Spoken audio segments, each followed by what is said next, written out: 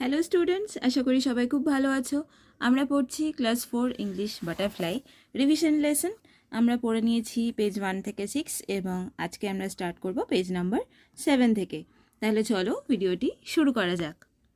আমরা শুরু করছি অ্যাক্টিভিটি 12A। বলেছে use the picture clues and solve the crossword. এখানে দেখো কিছু ট্রান্সপোর্টের পিকচার দেওয়া রয়েছে এবং এখানে একটা ক্রসওয়ার্ড পাজলের মতো করা রয়েছে। এখানে পিকচারগুলোতে বলছে ডাউনওয়ার্ড, মানে এই যে তিনটে ছবি, এই তিনটে ছবির যে নাম হবে সেটা হবে ডাউনওয়ার্ড, মানে উপর থেকে নিচের দিকে। আর নিচে দেখো এখানে যে দুটো রয়েছে এটা হচ্ছে অ্যাক্রস, মানে হলো পাশাপাশি, মানে সেটা এখানে আর এখানে বসবে। তাহলে চলো নাম্বার অনুযায়ী আমরা মিলিয়ে মিলিয়ে দেখে নিই। নাম্বার 1 এটা হচ্ছে সাইকেল, তাহলে দেখো 1 লেখা রয়েছে, সি দিয়ে স্টার্ট করা রয়েছে, আমরা বাকি বানানটা লিখে নেব। এটা হবে ওয়াই, সি লেখা রয়েছে, এল ই, উপর নিচে দেখো সাইকেল হয়ে গেল। নাম্বার 2 এটা দেখে বুঝতে পারছো তোমরা, এটা একটা ট্রামের ছবি। এখানে নাম্বার 2 এই যে টি দিয়ে স্টার্ট করা রয়েছে, আমরা উপর নিচে লিখব টি আর এ এম, ট্রাম। নাম্বার 3 এটা নৌকা, মানে বোটের ছবি। এখানে দেখি এই যে 3 বি দিয়ে স্টার্ট করে দেওয়া রয়েছে, আমরা লিখি বি ও এ টি, বোট। তাহলে ওপর নিচে আমাদের হয়ে গেল। এবার আসি অ্যাক্রস, এটা নাম্বার 4, এটা ট্রেনের ছবি। তাহলে দেখি কোথায় আছে নাম্বার 4, এই যে নাম্বার 4। তাহলে আমরা লিখি এটা টি আর এ লেখা রয়েছে, আই এন, ট্রেন। নাম্বার 5 কার, তাহলে দেখি কোথায়, এই যে নাম্বার 5 সি, আর এখানে আর তো আমরা আগেই লিখে নিয়েছি, তাহলে মাঝখানে বসিয়ে দেবো এ। আমাদের ক্রসওয়ার্ড সলভ হয়ে গেল। এবার এসো next page, page number 8। Number 8 activity 12B, শুরুতেই বলছে right 4 sentences about a tram or a train, অর্থাৎ ট্রাম অথবা ট্রেনের বিষয়ে আমাদের 4টে সেন্টেন্স লিখতে হবে। 1 to 4 এখানে হেল্প বক্স করে দেওয়া রয়েছে। রানস অন হুইলস, মানে চাকায় চলে। নিডস ইলেকট্রিসিটি, ইলেকট্রিসিটি আমাদের দরকার পড়ে ট্রাম বা ট্রেন চালাতে গেলে। হ্যাজ কম্পার্টমেন্টস, ট্রাম আর ট্রেনে কম্পার্টমেন্ট থাকে, মানে বগি বা কম্পার্টমেন্ট আলাদা করা থাকে। তোমরা জানো ট্রামে 2টো কম্পার্টমেন্ট থাকে, আর ট্রেনে সাধারণত 9টা থেকে 12টা কম্পার্টমেন্ট থাকে। আর হচ্ছে মুভস অন ট্র্যাক, ট্রাম বা ট্রেন দুটোই কিন্তু নির্দিষ্ট লাইনের ওপর দিয়ে চলে। এই হেল্প বক্সের এই কথাগুলো ব্যবহার করে আমাদের 4টে সেন্টেন্স লিখতে হবে। তাহলে চলো একবারে লিখে নিয়ে আমি তোমাদের দেখাচ্ছি। Number 1 train runs on wheels. Number 2 train needs electricity to move. Number 3 train has 12 compartments. Number 4 train moves on track. এই একই জিনিস তোমরা ট্রাম দিয়েও লিখতে পারো। Now come to activity 13. The tiger below is holding a list of verbs. এখানে দেখো tiger একটা লিস্ট ধরে রয়েছে হাতে, এটা হচ্ছে লিস্ট অফ ভার্বস।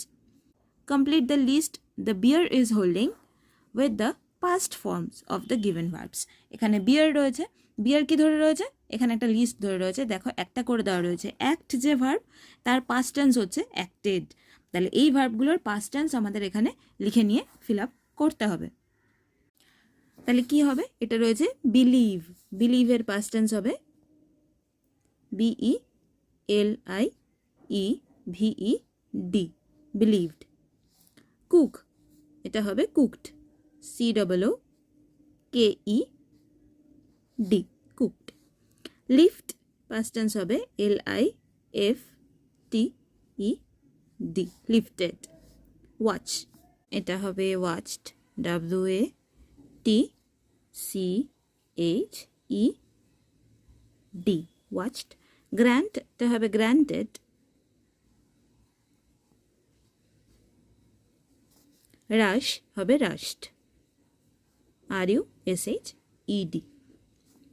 তাহলে দেখতে পেলে প্রত্যেকটা ভার্বেরই যখন আমরা পাস্ট টেন্স করলাম সবগুলোরই লাস্টে আমরা করে ইডি যোগ করলাম।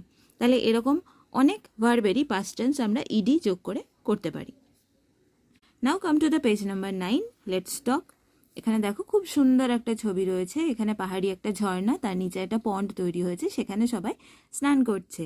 We use water for various purposes. আমরা নানা প্রয়োজনে জল ব্যবহার করি। Discuss with your friend, তোমার বন্ধুর সাথে আলোচনা করো about the various uses of water, জলের নানা রকম প্রয়োজনীয়তার বিষয়। আর we get water from many sources, what are they? আর কোন কোন সোর্স থেকে, কোন কোন জায়গা থেকে আমরা জল পাই, নানা রকম জায়গা থেকে আমরা জল পাই, সেইগুলো বিষয়ে লিখতে হবে। এটা কিভাবে তোমরা আলোচনা করতে পারো যদি ইংলিশ ল্যাঙ্গুয়েজে করতে চাও, এটা আমি এই ভিডিওর লাস্টে তোমাদের লিখে দেখাবো। আমরা অ্যাক্টিভিটি 14-এ চলে আসি। Choose the appropriate opposite words from the help box and fill in the blanks, one is done for you. একটা অপোজিট করা রয়েছে, এখানে বাকিগুলোরও আমাদের অপোজিট ওয়ার্ডটা মানে বিপরীত শব্দটা আমাদের লিখতে হবে। তোমাদের হেল্পের জন্য হেল্প বক্সে সবটাই দেওয়া আছে, ঠিক ঠিক তুলে নিয়ে আমাদের অপোজিটটায় বসাতে হবে। তাহলে চলো এটা আমরা করে নিই। নাম্বার 1 দেখো, হ্যাপি, হ্যাপির অপোজিট হচ্ছে স্যাড। বি, স্লো, স্লো মানে যে খুব ধীর গতিতে চলে, তার অপোজিট কি হবে? যে খুব তাড়াতাড়ি, এটা রয়েছে ফাস্ট, তাহলে এটা হবে FAST, ফাস্ট। নাম্বার সি, টল মানে খুব লম্বা, তার উল্টো হবে শর্ট মানে যে একটু কম লম্বা বা খাটো, SHORT, short. D, heavy, heavy মানে খুব ভারী, তার উল্টো হবে হালকা, এখানে হালকা আছে লাইট, LIGHT। ই, লিটল মানে ছোট্ট, তার অপোজিট হবে বড়, এটা হবে large, LARGE। F, young, young মানে যে কম বয়সী, তার উল্টো হবে যিনি বৃদ্ধ, ওল্ড, OLD, ওল্ড। এসো এবারে দেখে নেওয়া যায় কি কি পারপাসে আমরা ওয়াটার ইউজ করি। We use water for various purposes, এখানে আমি পয়েন্ট করে লিখে দিয়েছি দেখো। ড্রিঙ্কিং, জল খাওয়ার জন্যে। কুকিং, রান্না করার জন্যে। 3, cleaning and hygiene like bathing and brushing teeth, দাঁত মাজা এবং স্নান করার মতো কাজে। 4 হচ্ছে ইরিগেশন মানে জলসেচ, কৃষির ক্ষেত্রে। 5 হচ্ছে industrial works like cooling and manufacturing, ইন্ডাস্ট্রিতে বা কারখানায় কোনো কিছু তৈরি করতে বা কুলিংয়ের কাজে। 6, production of hydro electric power মানে জলবিদ্যুৎ তৈরির জন্য। 7 হচ্ছে ট্রান্সপোর্টেশন, নদী বা সমুদ্রে নৌকা বা জাহাজের মাধ্যমে কিন্তু আমরা জিনিসপত্র আনানেওয়া করি এবং মানুষজনরা যাতায়াত করে। We get water from many sources, কোন কোন সোর্স থেকে আমরা ওয়াটার পাই চলো দেখে নেওয়া যাক। We get water from many sources like rain water, বৃষ্টির জল। নাম্বার 2, লেকস অ্যান্ড পন্ডস, পুকুর এবং লেক থেকে। Number 3, river, stream and ocean, ছোট জলধারা, নদী অথবা সমুদ্র থেকে।